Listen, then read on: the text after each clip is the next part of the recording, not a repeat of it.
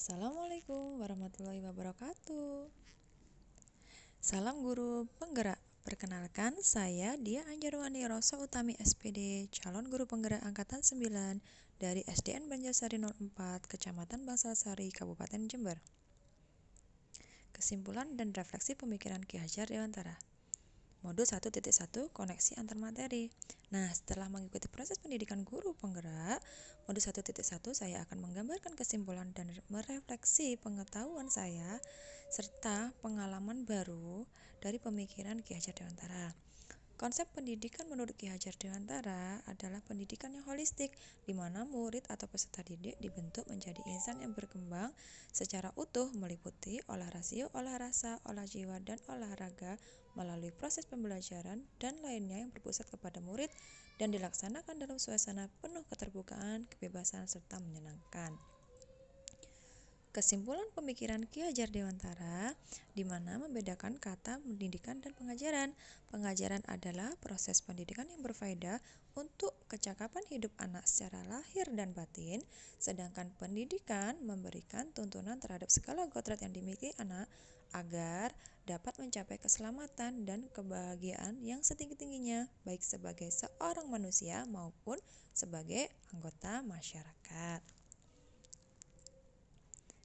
Pendidik hanya dapat menuntun tumbuh kembang kekuatan kodrat anak agar dapat memperbaiki lakunya, bukan mengubah dasarnya.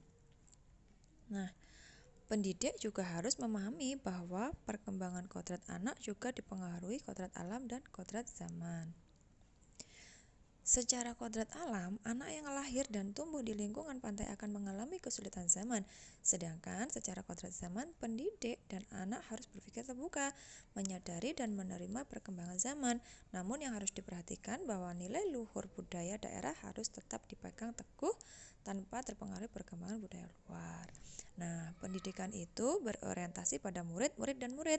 Pendidikan itu menghamba pada murid, artinya pendidik mengikuti alur minat dan kebutuhan belajar murid berdasarkan kekuatan kodratnya, sehingga pendidikan menjadi sebuah proses mengkonstruksi pemahaman, bukan sekedar mencecat pengetahuan, dan akhirnya anak menjadi insan yang merdeka belajar, di mana anak akan lebih bahagia dalam belajar, bukan terpaksa belajar. Nah, refleksi pemikiran Ki Hajar Dewantara. Sebelum mengikuti proses belajar modul 1.1 bersama instruktur, fasilitator, pengajar praktik, dan para calon guru penggerak hebat, saya meyakini bahwa satu anak adalah kertas kosong yang siap untuk dilukis oleh para guru atau pendidiknya, meskipun kadang penulis melihat ada remang-remang bakat pada anak, tapi saya kurang begitu memperhatikan. Yang kedua, anak adalah sekelompok insan yang siap menerima segala macam pengetahuan yang sama. Nah, yang ketiga, tidak ada kata lain selain anak harus patuh pada guru. Yang keempat, saya menggunakan satu metode belajar yang sama untuk semua murid yang ada di kelas.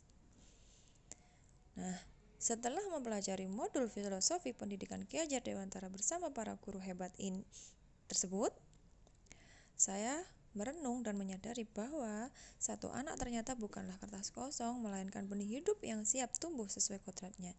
Saya harus menuntun tumbuh kembangnya, bukan memaksanya menjadi seperti yang saya inginkan.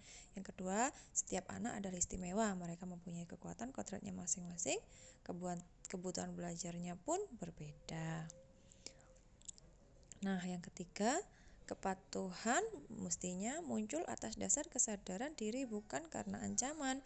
Saya akan lebih banyak melibatkan anak dalam menciptakan kepatuhan. Yang keempat, saya harus menyesuaikan metode belajar sesuai kekuatan kodrat murid. Nah, yang kelima, komunikasi dan kolaborasi antar guru, murid, sekolah, orang tua, dan masyarakat harus lebih diangkat. Karena keberhasilan pendidikan bukan hanya tanggung jawab salah satu atau dua pihak saja, namun semua pihak.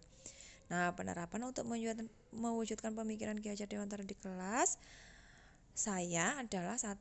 Berusaha menjadi teladan yang baik. 2. Memahami bakat, karakter, dan latar belakang murid melalui komunikasi yang baik dengan murid dan orang tua. 3. Memfasilitasi murid dalam mengembangkan bakatnya. 4. Merencanakan pembelajaran yang berpusat pada murid. Yang kelima, menjadi guru pembelajar sepanjang hayat. Nah, terima kasih sudah menonton Salam guru penggerak. Assalamualaikum warahmatullahi wabarakatuh.